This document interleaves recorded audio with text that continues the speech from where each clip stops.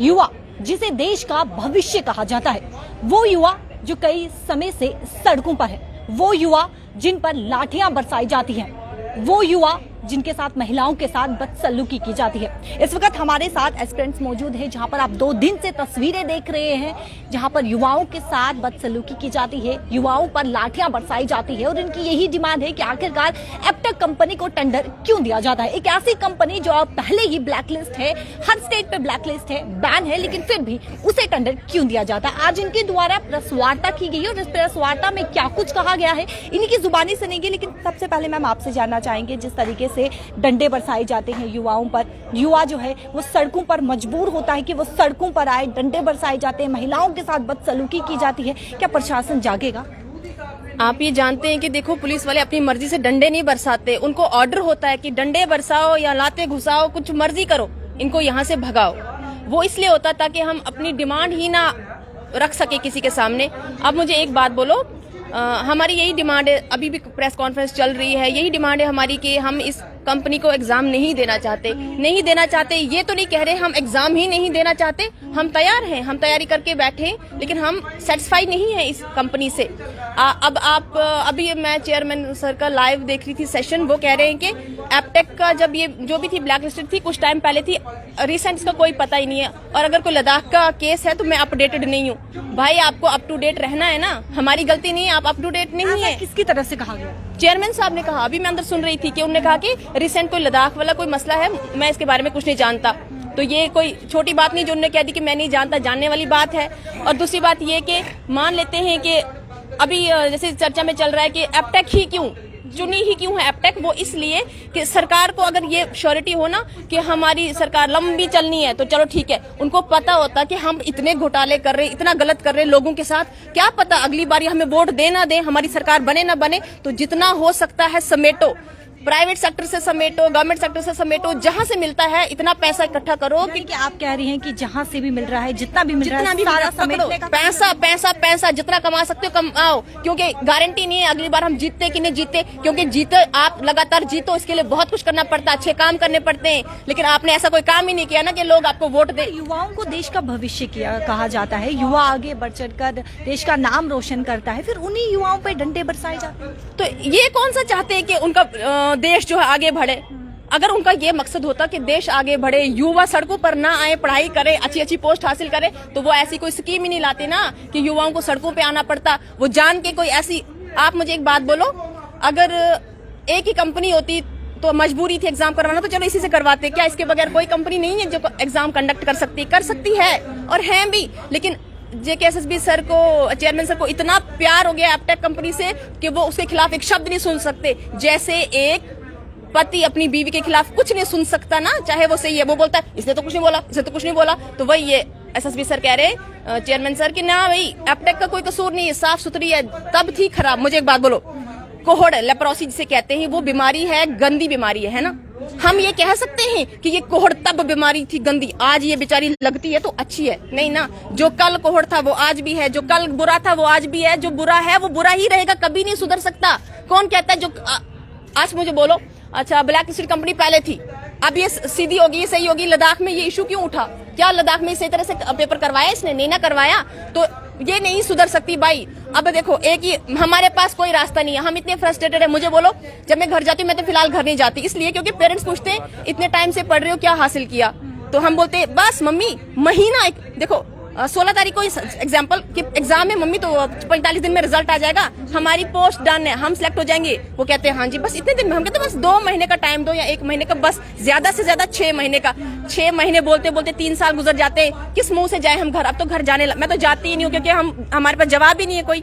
तो यही बात है, अब हम इतने तंग आ गए हैं कि देखो हम स्टूडेंट्स के साथ ज्यादा से ज्यादा बुरा क्या कर सकते हैं। फॉर एग्जाम्पल मैं अपनी बात करती हूँ, मेरे साथ SSB कितना ही बुरा कर सकती है, इतना ना कि ये हमारे खिलाफ आवाज उठा रही, नहीं देगी एग्जाम, वो भाई नहीं देती, आई डोंट केयर। एक नौकरी, सरकारी नौकरी, आजकल की सरकारी नौकरी पता क्या है? गुलामी करना। 2 कौड़ी के लीडर्स के नीचे पढ़े लिखे जवान जो है गुलामी करते हैं। अगर हमें पता है सच क्या है, लेकिन हम बोल नहीं सकते। गवर्नमेंट एम्प्लॉयज सच जानते हैं लेकिन बोल नहीं सकते, वो इसलिए उनकी नौकरी को खतरा हो जाता है। ओ भाई मुझे बोलो, मुझे ऐसी नौकरी करनी क्यों है? मेरे सामने जो है नाइंसाफी हो रही है और मुझे ऊपर से ऑर्डर है बोलना नहीं। तो फिर ऐसी नौकरी को करना क्या है, प्राइवेट सेक्टर में जाके पैसे कमाओ। लेकिन हाँ, मेरे को जरूरत नहीं है, पर मैं प्रोटेस्ट करूंगी जब तक इस कंपनी को हटाते नहीं है, मैं सड़कों पे आऊंगी। देखो, मैं तो बाद में आएंगे सर, आपसे जानना चाहेंगे किस प्रकार का यहाँ पे रिश्ता निभाया जा रहा है जहाँ पे हर बार ब्लैकलिस्ट कंपनी को ही टेंडर दिया जाता है। देखिए, मैं रिश्ते की बात नहीं करूंगा, मैं लीगल पॉइंट ऑफ व्यू से बात करूंगा। बात ये करूंगा कि सरकार इसलिए होती है कि वो पब्लिक इंटरेस्ट सेटिस्फाई करे। लेकिन जम्मू कश्मीर की सरकार पब्लिक इंटरेस्ट सेटिस्फाई करने का सबसे बड़ा फेलियर है, और वो फेलियर ये है कि आप पब्लिक एम्प्लॉयमेंट में धांधलियां कर रहे हो। उन धांधलियों को जो कंपनी कर रही है उसको प्रोटेक्ट कर रहे हो। प्रोटेक्ट इस वे से कर रहे हो कि एक सिंगल बेंच, हाई कोर्ट का सिंगल बेंच उसको प्रूफ करता है, ठहराता है कि भैया ये चीजें हुई हैं, ये काम करने के लिए कॉम्पिटेंट नहीं है ये कंपनी। लेकिन उसको कॉन्स्टिट्यूशनल टैक्टिक्स यूज करके डबल बेंच में चैलेंज किया जाता है। चैलेंज हो गया, बोला हमारी सुनवाई नहीं हुई सिंगल बेंच ने नहीं सुना, डबल बेंच सुनेगा, तो डबल बेंच ने सुन लिया है। लेकिन आज जेकेएसएसबी के चेयरमैन साहब आ रहे हैं, कह रहे हैं कि नहीं जी, हमने तो कुछ किया ही नहीं, हम तो बिल्कुल नीट एंड क्लीन है। ये सुनवाई आपकी कोर्ट में हो चुकी है, जजमेंट रिजर्व हो चुकी है। आपको फिर क्या जल्दी है कि उसी कंपनी से आपको बच्चों का फिर से भविष्य अंधकार में धकेलना है? आप उसी कंपनी को लेके आ रहे हो कि नहीं जी यही एग्जाम करवाएगी। तब तक आप वेट कीजिए ना, जब तक कोर्ट का ऑर्डर आता है। ये भी तो वही बच्चे हैं ना, पैसा आ रहा है, आप कैसे बोलोगे रुक जा वहीं, मैं बाद में लूंगा तुझे। आगे आ जाइए। अगर मुझे कहीं से पैसा मिल रहा है तो मैं कैसे उसको इनकार कर सकती हूँ? ये चीज टोटली अंडरस्टूड है कि इसका मतलब इनका जो अपना इंटरेस्ट है, अपना बेनिफिट है, इनको बच्चों के लिए जो ये कॉन्स्टिट्यूशनल बॉडी बनाई है, बच्चों के लिए इनको कोई लेना देना नहीं, इनका पर्सनल इंटरेस्ट है इसमें। यहाँ पर ओपोजिशन पार्टी ने भी इसकी निंदा करते हुए नजर आ रही है, लेकिन किसी भी भाजपा के लीडर की बात करें तो उन्होंने कोई भी ऐसा ट्वीट जो है वो नहीं किया। देखिए, मैं सारे भाजपा के लीडरों की बात नहीं करूंगा, क्या पता उनको नहीं मन कर रहा होगा बात करने के लिए या कोई सेंटर से गाइडलाइन होंगी। लेकिन श्यामलाल जी ने कहा कि सरकार असफल है, इनको ये क्लैश को क्लियरिफाई करना चाहिए। तो जब वो भी कह रहे हैं तो फिर क्या एलजी कहां से आया है? इसको किसने भेजा है? सेंटर में सरकार किसकी है? तो ये अंडरस्टूड बात है कि इसमें इनका पर्सनल इंटरेस्ट है और उसको उस छवि को इनको साफ करना चाहिए। ये सरकार का फेलियर है, और अगर ऐसा है तो JKSSB is not the competent to conduct the exam, so abolish it. यानी कि प्रशासन जो है वो युवाओं के बारे में सोच नहीं रही है, सुध नहीं ले रही है।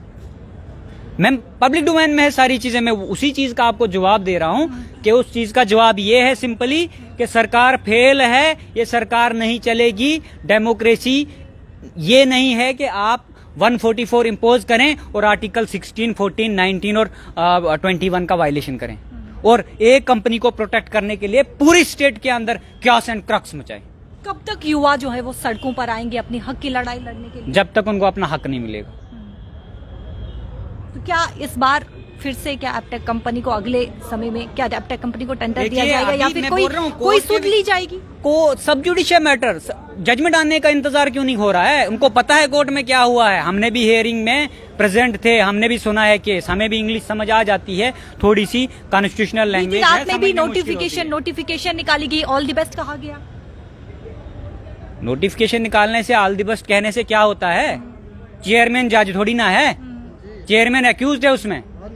मैं इस चेयरमैन या उस चेयरमैन की बात नहीं कर रहा हूं, वो चेयर जो है as a party in Jammu and Kashmir honourable high court है, तो मतलब वो एक्यूज्ड है वहां पे, और एक्यूज्ड प्रूफ हो गया है सिंगल बेंच में कि ये एक्यूज्ड हैं, यानी ये क्रिमिनल हैं। क्या आने वाले समय में बैकडोर एंट्रीज का नामो निशान खत्म होगा? क्या ऐसा जम्मू कश्मीर में देखने को मिलेगा कि एक युवा जो है वो गर्व से कह सके कि हमने अपनी मेहनत से सरकारी नौकरी पाई है, ना कि बैकडोर एंट्री से? मैं कह रहा हूं कि जेकेएसएसबी अगर उसमें पार्टी थी, सिंगल बेंच ने जजमेंट दी है, सिंगल बेंच में जेकेएसएसबी पार्टी थी। पार्टी का मतलब होता है कि आप उसमें पार्टिसिपेट कर रहे हो, तो पार्टिसिपेट किस में कर रहे हो? क्रिमिनल कॉन्स्पिरेसी में, पेपर लीकेज में। पेपर लीकेज करना क्राइम है, तो आप बताइए वो चीयर एक्यूज्ड है वहां पे, और वो आज यहाँ पे आर्ग्यूमेंट, वो प्रेस रिलीज दे रहे हैं कि नहीं जी हमने उसको नहीं किया। भैया आपकी कोर्ट में सुनवाई होगी है डबल बेंच में, उसका वेट कीजिए आने का, क्या ऑर्डर आता है तो वो सबको मानना पड़ेगा। कल आपकी तरफ से कैंडल मार्च निकाला जाएगा? हाँ बिल्कुल निकाला जाएगा।